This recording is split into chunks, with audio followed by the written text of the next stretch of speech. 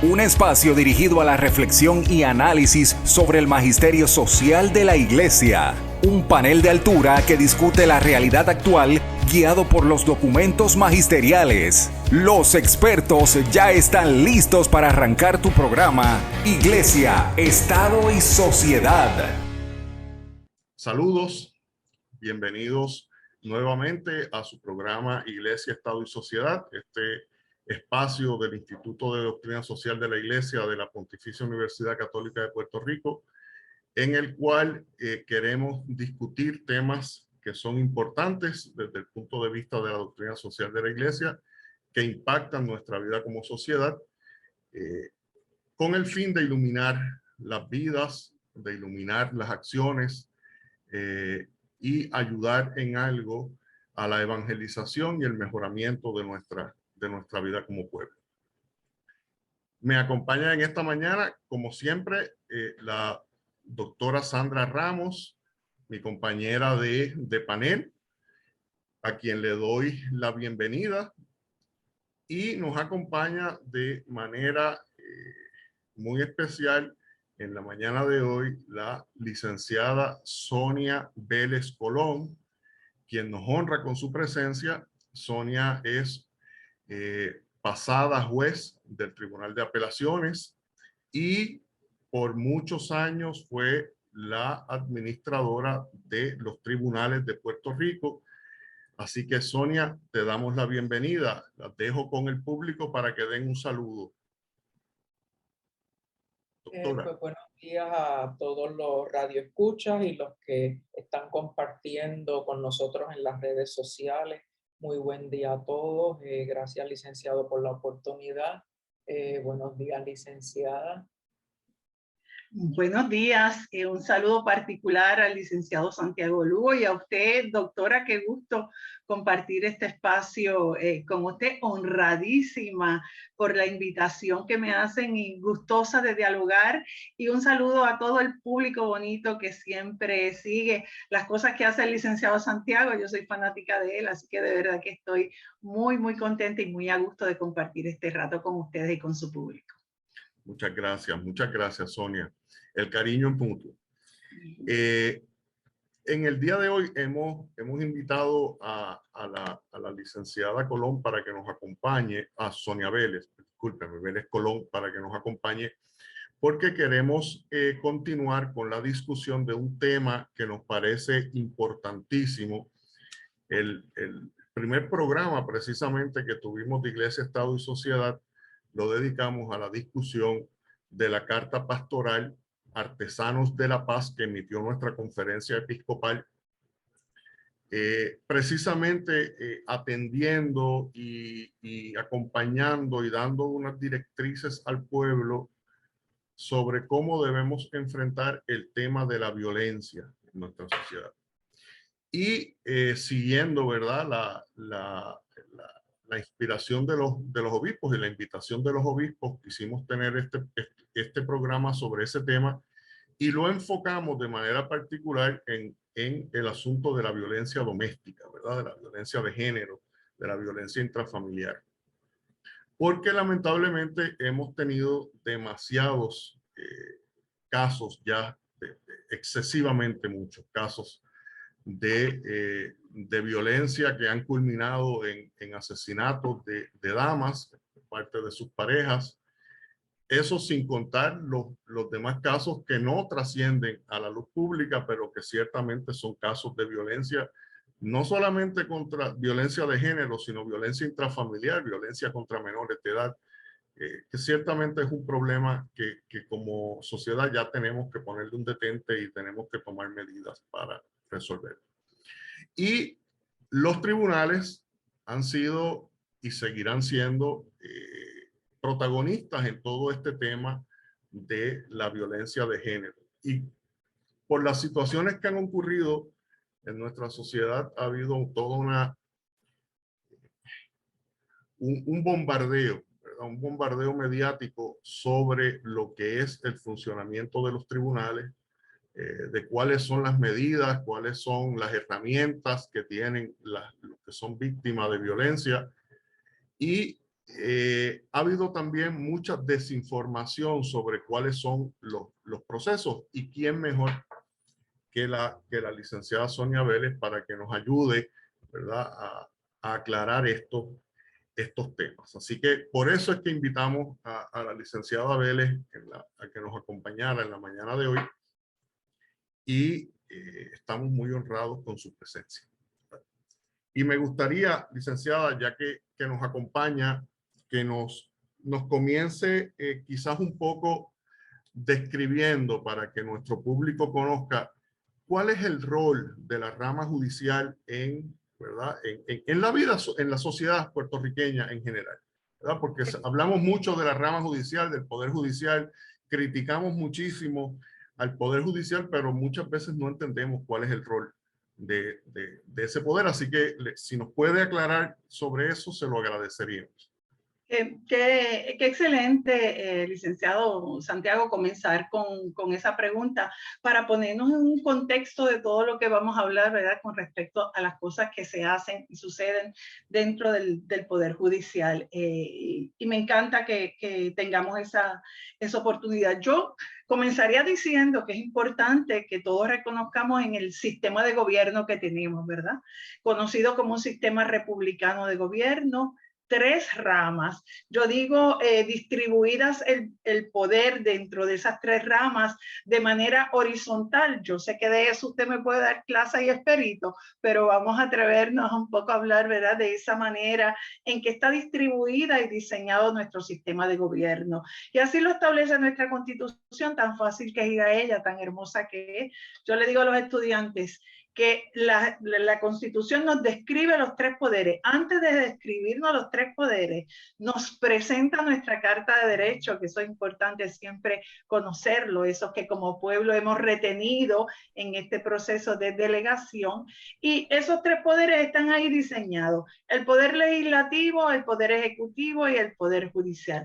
El primero efectivamente legisla, ¿verdad?, para hacerlo de manera ahí concisa, legisla, establece la ley. El Poder Ejecutivo la pone en práctica y en vigor con todo su andamiaje de agencias administrativas. Y finalmente el Poder Judicial está ahí para interpretarlo, para ante las controversias que surjan, ya sea entre ciudadanos privados o entre el Estado y ciudadanos privados, o entre, ¿verdad?, entre las partes que lleguen al tribunal, mirar cuál es el derecho vigente, ver cuál es la controversia que hay y efectivamente interpretar esa controversia que hay, adjudicando y estableciendo cuál es el derecho en vigor para poderla resolver. Y para hacer eso se requiere un montón de destrezas, ¿verdad? Los señores jueces y juezas deben estar primero preparados en el derecho, son todos abogados y abogadas.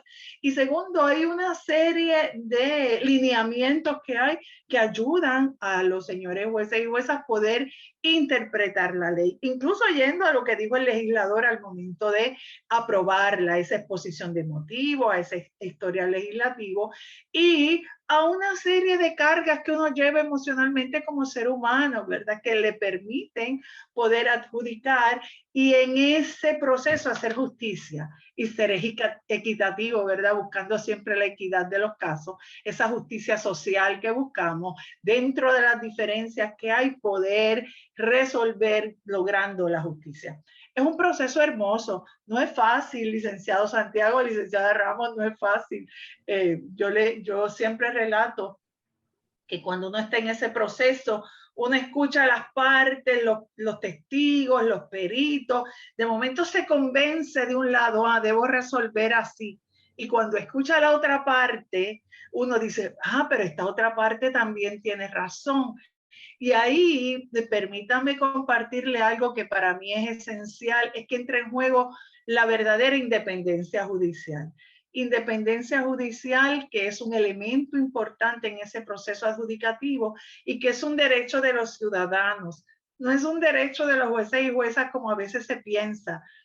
El juez tiene independencia judicial y va a resolver como quiera. No, la independencia judicial es un derecho que tenemos nosotros de que efectivamente haya un adjudicador imparcial, no prejuiciado, preparado, con conocimiento del derecho, que examine la controversia. ¿No les parece hermosa esa definición? Yo la he hecho mía siempre.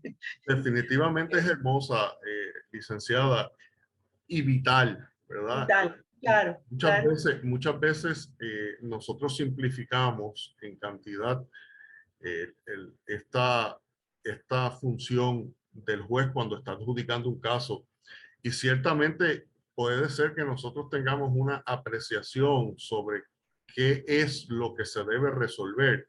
No obstante, el juez está allí para ser imparcial con las dos partes. Y esa es lo que muchas veces no entendemos, que el juez es el garante de los derechos de las dos partes que se encuentran en el proceso, y no puede bajo ningún concepto asumir una posición o la otra. Tiene que resolver conforme a lo que el derecho dice y conforme a la prueba que se le presenta, que es otro detalle que muchas veces pasamos por alto. En el camino yo siempre explico que el juez se va prejuiciando, porque si no se prejuicia a favor de una u otra parte, no puede resolver. Pero ese prejuicio viene a base de esa evaluación independiente que él hace, no prejuiciada, de lo que efectivamente se le presente, de lo que dicen los testigos, de la prueba documental que recibe. No tienen idea en cuántas ocasiones a mí me decían, pero ¿cuál es su labor cuando estaba en la dirección administrativa de los tribunales? ¿Cuál es su labor? Bueno, pues una labor puramente administrativa, y ahorita podemos hablar de eso, porque la labor adjudicativa está exclusivamente en manos de los señores jueces y juezas. Ahí nadie puede meterse. Y para eso es que ellos están, ¿verdad? Resolver. Puede que no nos guste en unos casos porque el 50% pues no recibe, ¿verdad?, lo que ha solicitado, y a veces el que gana tampoco se le da todo lo que pide. Así que siempre uno sale con esas incomodidades de ese proceso de adjudicación, pero el juez tiene que mantenerse ahí, tiene la obligación de resolver. De hecho, la ley le requiere que resuelva, y si no resuelve hay hasta mecanismos para obligarlo, ¿verdad?, a que tome una decisión.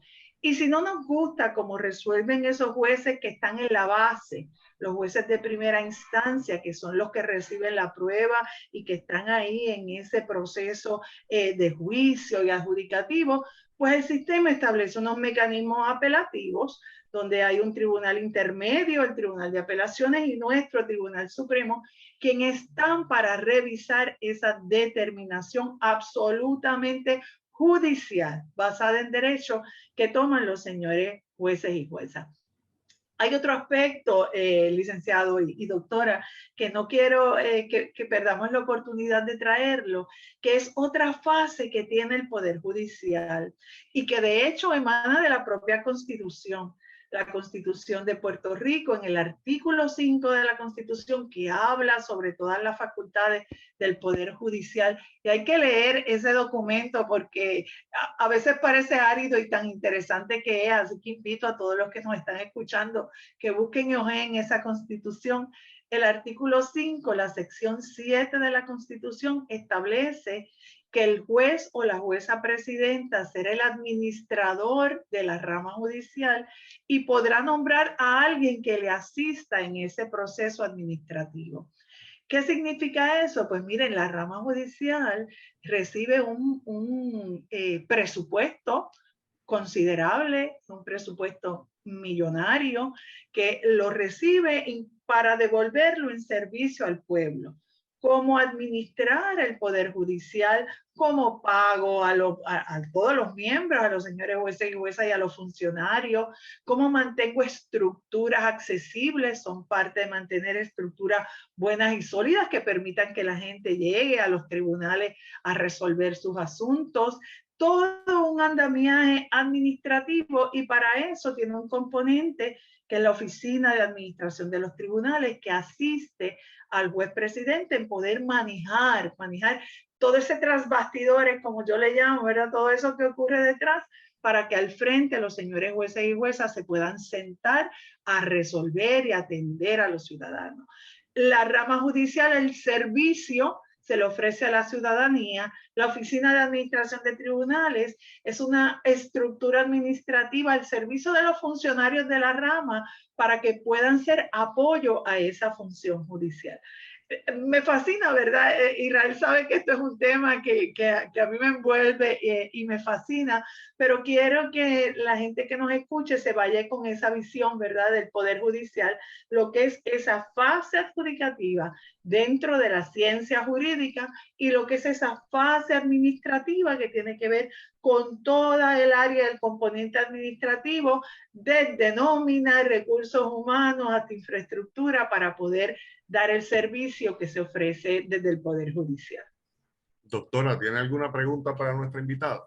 Sí, aprovechando, ¿verdad?, el tema que estamos discutiendo de la visión panorámica de cómo funciona el sistema judicial, los medios nos han hecho ver tres protagonistas que no son los únicos, que son los abogados, los jueces y los fiscales.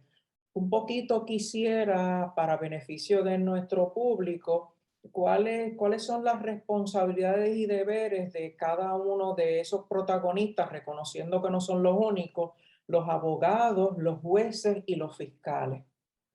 ¡Wow! ¡Qué gran pregunta, doctora! Solo para aderezarla, y sé que no vamos a cubrir todo, pero nosotros también recibimos muchas policías, ¿verdad? El Poder Judicial recibe muchas policías, recibe todo el trabajo que hace el Instituto de Ciencias Forenses para que tengan esa visión también. Usted no tiene idea, doctora, de cuántas trabajadoras sociales, cuánto ese departamento de la familia sirve al Poder Judicial. En muchas ocasiones son los ojos y los oídos de los señores jueces y juezas. Así que es una estructura tan grande que podríamos estar todo el programa efectivamente discutiendo eso. Pero como usted muy bien trae, son unos componentes esenciales para poder procesar los casos. Para empezar, en Puerto Rico el diseño que tenemos, el derecho es rogado. Hay que irlo a pedir. Si no lo pedimos, el Poder Judicial no entra en funcionamiento, ¿verdad? Yo tengo una anécdota muy bonita de un periodista de muchos años en el sistema que en una ocasión le escuché decir, es que los señores jueces y juezas no hacen bien su trabajo. Si no le llevan la prueba, ellos tienen que detener el caso y salir a buscarla, porque el caso no se puede resolver con mala prueba. Y yo no podía creer que alguien tan bien formado y de tanto tiempo no reconociera cómo está diseñada nuestra estructura. Si la queremos cambiar, ya eso es otro cantar, ¿verdad? Y eso lo podemos mirar, pero hay que reconocer cómo funciona. Y para empezar, este elemento que les digo, hay que irlo a pedir. ¿Y de qué manera se pide? Pues activando los procesos judiciales. Si es en el ámbito civil, pues hay que buscar un abogado preparado con conocimiento de derecho civil. Por ejemplo, podemos hablar de los libros del Código Nuevo, del Código de 2020. Posiblemente tenga usted un problema de naturaleza de familia, o un problema sucesoral, o un problema de contrato, o un problema de obligaciones, de derechos reales. Pues usted tiene que buscar la asistencia o la orientación de un abogado o abogada que le pueda presentar una demanda, una reclamación al tribunal, emplazar, traer a la otra parte, notificarlo para que se trabe o se trence o se entrelace una controversia que el juez pueda evaluar o examinar, ¿verdad? Hay que pedírsela al juez y este es el mecanismo de hacerlo. Y de hecho me permite la pregunta, y esto que estoy hablando, señalar que también se ha reconocido que las partes por derecho propio pueden acudir al tribunal. No necesariamente tengo que ir representado por un abogado, dependiendo del tipo de caso y de la complejidad y de cómo la parte lo pueda mover, puede considerar ir y solicitar el motu propio en la asistencia del tribunal. Y hay otros mecanismos a través ya sea de los centros PROCEO, de la mediación, que quizás podemos hablar que eso apoye a esa parte que decide ir sola. Por el otro lado, en los procesos de naturaleza criminal, pues tenemos entonces la intervención de todo el componente de justicia criminal del sistema. Ahí es que viene el abogado, el policía que investiga, o que arresta a una persona porque la ve cometiendo un delito en su presencia. Inmediatamente activa el Departamento de Justicia, que no es parte de la rama judicial. El Departamento de Justicia es una secretaría de la rama ejecutiva del gobernador, pero hay que activar al fiscal, que se convierte en el abogado del pueblo, porque cuando se comete un delito, el ofendido es el pueblo, así que se activa fiscalía, quien es el que comparece y presenta ante la consideración del juez o la jueza la famosa denuncia. Todos conocemos que hay que establecer un documento, un formulario, donde se impute la comisión de un delito que debe estar tipificado, ya la ley lo debe haber reconocido, debe haber establecido cuáles son los elementos de ese delito y comenzar a iniciar y a promover la maquinaria del sistema judicial. Yo creo que debemos partir de este señalamiento de que el derecho es rogado y por ahí comenzamos el trabajo en tribunales. Sí, tenemos que ir a una pausa, pero al regreso continuamos con este interesante tema. Así que enseguida volvemos. Iglesia, Estado y Sociedad. Bienvenidos nuevamente a esta segunda parte de este programa Iglesia, Estado y Sociedad. Continuamos nuestra conversación con la licenciada Sonia Vélez Colón, hablando de este tema de cuál es el rol de los tribunales o del Poder Judicial y su intervención en todos estos casos de violencia y de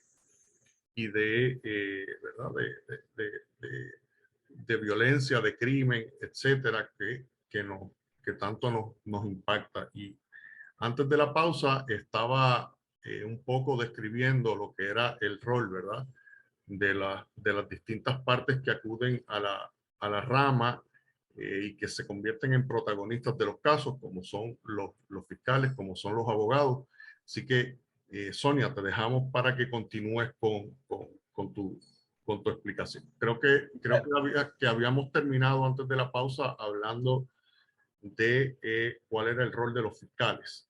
Sí, yo creo que lo que debo señalar un poco, porque sé que queremos abarcar tanto, pero hay un elemento que me parece que es indispensable traer a la conversación y es el elemento ético que persigue a todo el que comparece al tribunal, ¿verdad? Los abogados, los fiscales que son abogados, esto es importante que se entienda.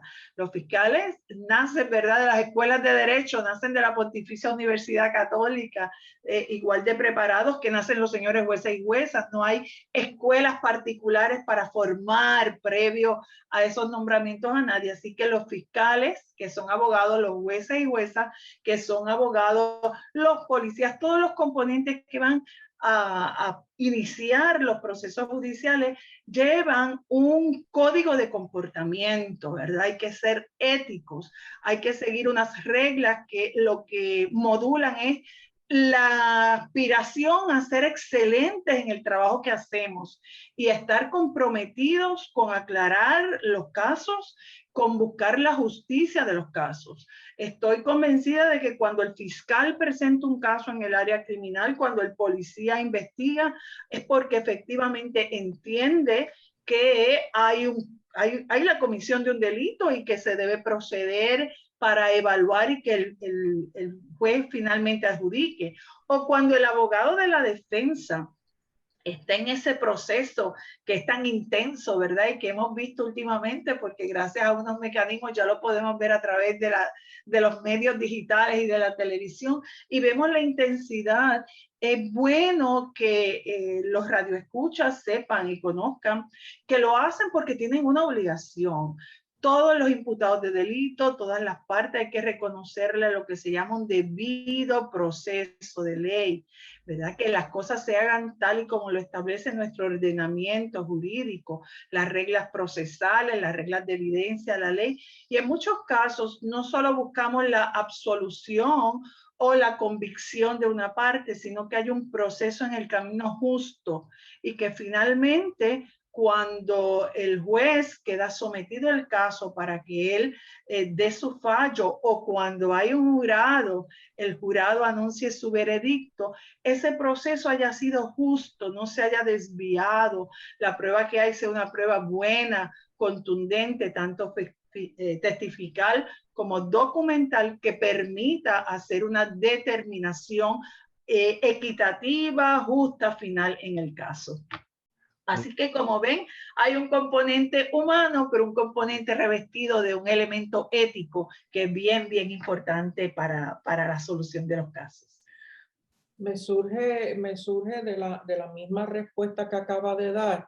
Mencionó que en algunas instancias la persona puede ir sin el abogado. Me gustaría que abundara un poquito en qué situaciones y qué programas tienen los tribunales en ese sentido. Pues yo creo que el Poder Judicial ha reconocido lo inteligente de nuestro pueblo. Nuestro pueblo es un pueblo educado. Yo le aseguro, doctora, que ahora con las redes sociales ha sido interesantísimo, porque nadie va a sala sin haber entrado a buscar cuál es la ley que en este caso le aplica a él, o para él entender los procesos. Yo le digo a mis estudiantes, ¿qué imagen tienen ustedes de los señores jueces y juezas? Esa imagen tradicional que teníamos de una persona de edad avanzada, porque era la experiencia quien lo llevaba a ocupar esas posiciones, de una persona severa, de una persona que imponía únicamente su voluntad y su respeto. Yo le aseguro que eso ha ido pasando un poco a la historia. La judicatura en estos momentos está compuesta por más del 56% de ellas somos mujeres o son mujeres, y mujeres jóvenes. La profesión se nutre de mucho profesional bien preparado joven, así que esa visión tradicional de esa judicatura gruñona, si le puedo decir así, usted me lo permite, eso ha pasado a la historia. Ahora los señores jueces y juezas tienen que entender que la ciudadanía que va a sus salas es una ciudadanía que se preparó, que se educó, que buscó, que preguntó y que quiere entender qué es lo que está pasando en su caso.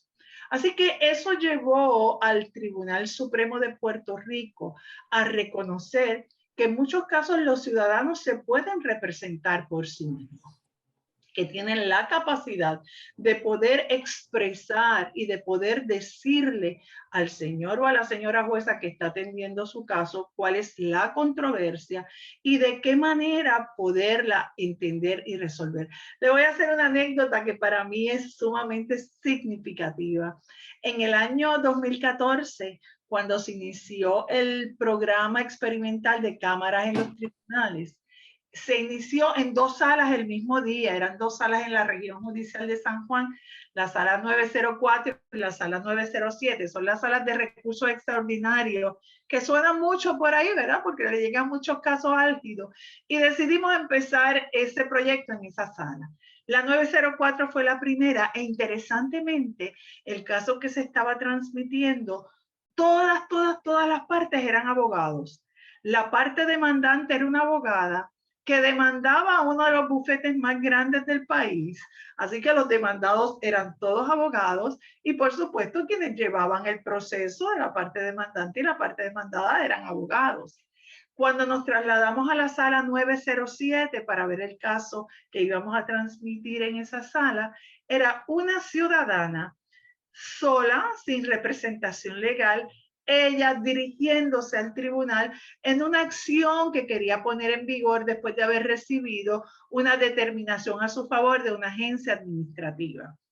Y a mí lo que me maravillaba era que el país podía ver cómo formados en derecho se dirigían al tribunal, pero igual como una ciudadana muy respetuosa con su conocimiento, se dirigía al tribunal a hacer su petición.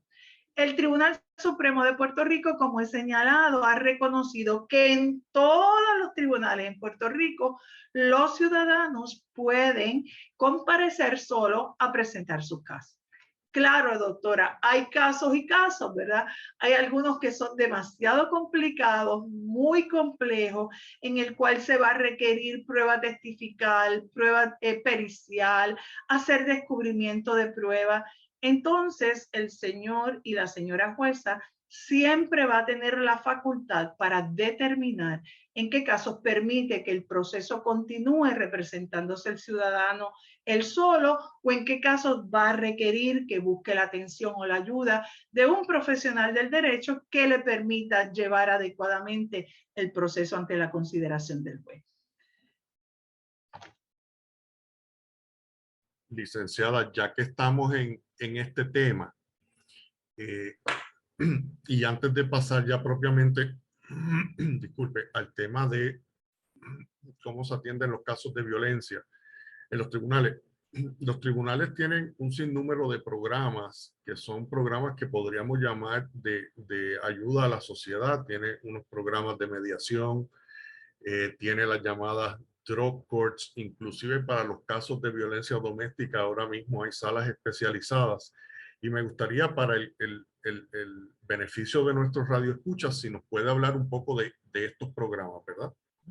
Me encanta la pregunta. Quizás deba empezar señalando que tribunales se rige por una ley particular, la ley de la judicatura, la ley 201 del año 2003, y lo traigo porque esa ley, particularmente en su exposición de motivos y en una serie de artículos de la misma, le requiere al Poder Judicial que evalúe y examine programas, sobre todo de acceso a la justicia, que permita que los ciudadanos puedan identificar mecanismos que les ayuden a llegar mucho más rápido ante los tribunales, a conseguir un remedio y un remedio que puedan ejecutar.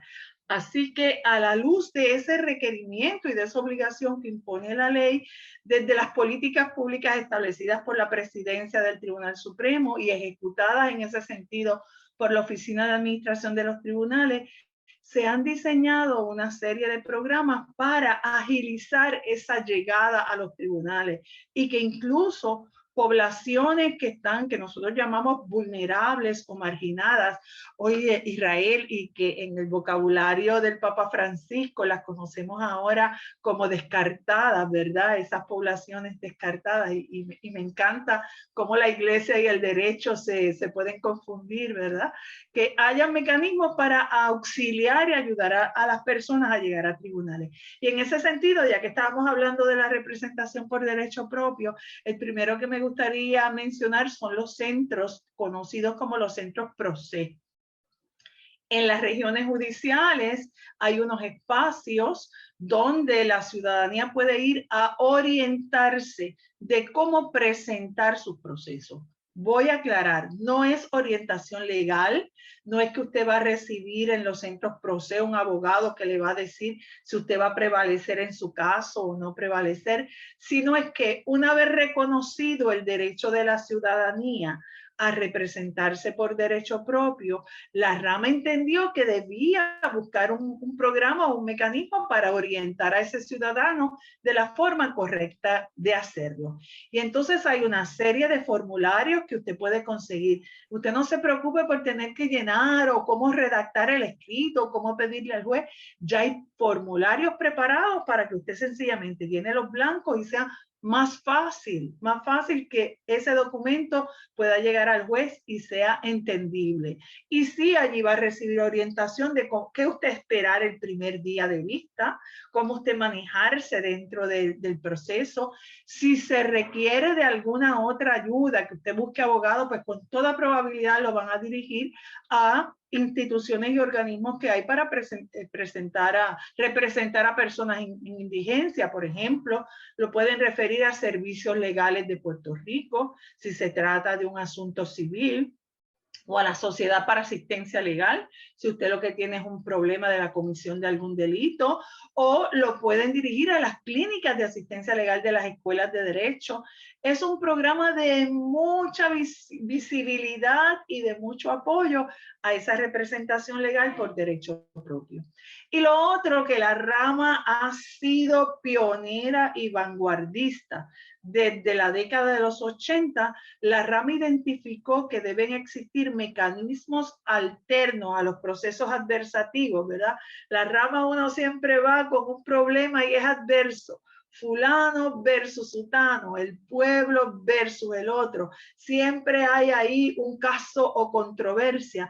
La rama, sin embargo, identificó muy temprano, como acabo de señalar, desde la década de los 80, que hay otros mecanismos alternos que pueden ayudar a resolver disputas donde no necesariamente tenemos que ir ante un juzgador para que el juzgador lo resuelva, sino buscar una forma en que sean los propios ciudadanos quienes, con la ayuda de un profesional que está preparado en ese proceso de diálogo, lograr llegar a un acuerdo. Y esa es la famosa mediación, ¿verdad?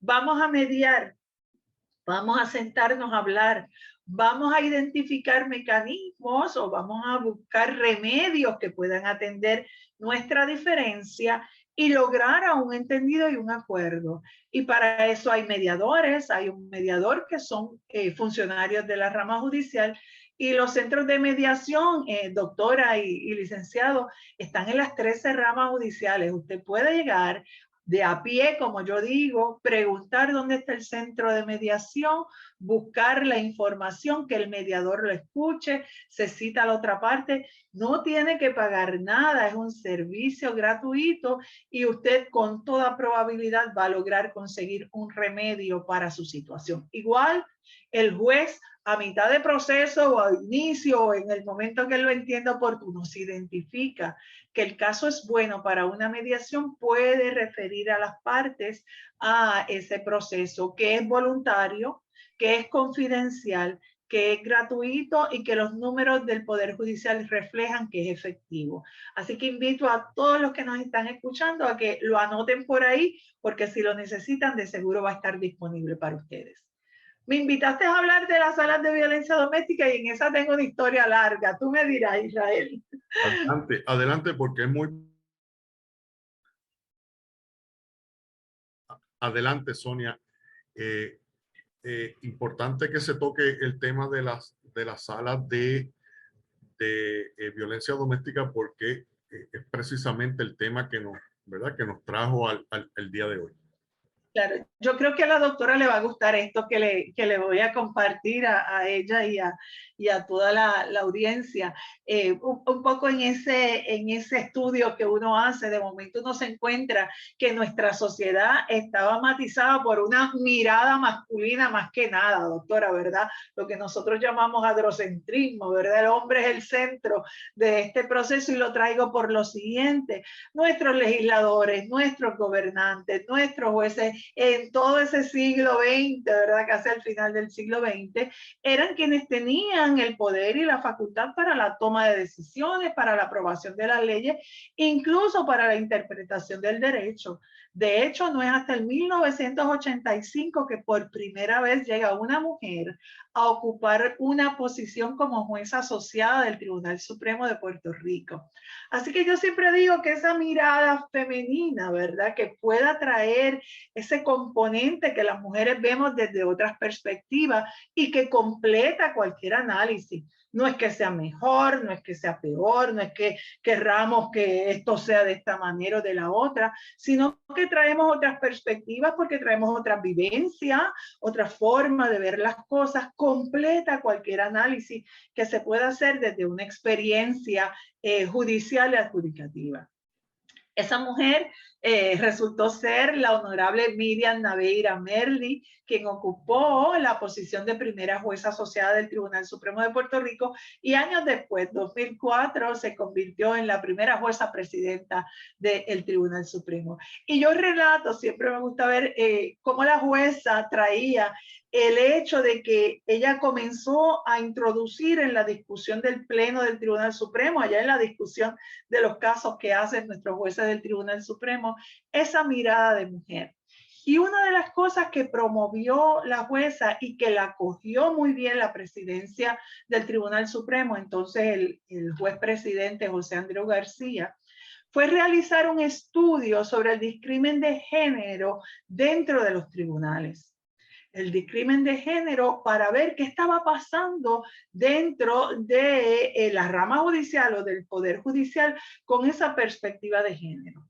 Para el año 1995 se rinde un informe muy importante sobre el discrimen por razón de género en los tribunales, y una de las recomendaciones que hacía ese informe era que se viera la violencia de género. Ya se había aprobado la ley 54, nuestra ley de violencia doméstica es del año 89, la ley 54 de 1989, así que una de esas recomendaciones era que se mirara de alguna manera distinta todos esos casos que van llegando a tribunales sobre violencia de género y se les diera un trato adecuado, que no entrara dentro de toda la corriente de los casos porque se podían perder y era un problema social muy grande, ¿verdad? Lo habíamos identificado, teníamos una ley especializada, los jueces estaban comenzando a formarse en examinar cuáles son los elementos de la violencia doméstica y de ahí nace ese interés de crear las salas especializadas de violencia doméstica. Cuando Federico Hernández Denton llega a la presidencia del Tribunal Supremo, septiembre del año 2004, y me invita a formar parte de su equipo administrativo, yo estaba feliz, doctora, le cuento que yo estaba feliz en una sala adjudicando casos. Israel, yo estaba allá en la región judicial de Bayamón viendo casos, muy feliz. Cuando viene esa invitación ahí, y hay invitaciones a las que uno no le puede decir que no, ¿verdad? Cuando llega esa invitación, uno de los proyectos más importantes que tenía Federico Hernández Denton para hacerlo realidad y de forma rápida, era el establecimiento de las salas especializadas en violencia doméstica. Así que comenzamos a estudiar cuál iba a ser el diseño, cómo se iba a trabajar ese tipo de sala, qué requeríamos de los señores jueces y juezas para poder trabajar la misma. Buscamos estudios, fuimos a Nueva York, la jueza presidenta de Nueva York, la jueza Judith Kate, ya no está con nosotros, fue una mujer maravillosa que nos abrió las puertas a los proyectos que había. Buscamos especialistas y finalmente hay mucha documentación histórica que está allí, que recoge ese momento en que comenzamos a diseñar el proceso especializado en las salas de violencia doméstica, proceso que se concreta en el año 2007 con la primera sala establecida en la región judicial de San Juan. Sonia, si me disculpas, lamentablemente el tiempo nos ha traicionado. Hemos llegado al final de este programa, pero me atrevo desde ahora a invitarte para que nos acompañes la próxima semana y poder continuar dialogando sobre este tema. ¿Podemos contar contigo? Pues estoy fascinada, la verdad, esta oportunidad, este regalo que ustedes me han hecho, espero cumplir con sus cometidos y cuando me quieran decir deténgase, yo me detengo felizmente, pero ha sido un placer dar esta mirada, visión panorámica, la llama usted, doctora Ramos, y me encantó esa frase, la anoté aquí, ¿verdad? Esa visión panorámica y con el gusto del mundo, cuando quiera, estoy aquí con ustedes. Pues, muchísimas gracias, licenciada. Gracias, Sonia. Nos despedimos entonces y los invitamos a todos nuestros radioescuchas y los que nos siguen por las redes sociales a que nos acompañen la próxima semana en este mismo segmento, a esta misma hora, en donde continuaremos esta conversación con la licenciada Sonia Vélez. Hasta entonces. Iglesia, Estado y Sociedad es una producción del Instituto de Doctrina Social de la Iglesia de la Pontificia Universidad Católica de Puerto Rico. Tienes una cita la próxima semana a esta misma hora, porque el análisis y la reflexión continúan. Iglesia, Estado y Sociedad, una producción de la Pontificia Universidad Católica de Puerto Rico.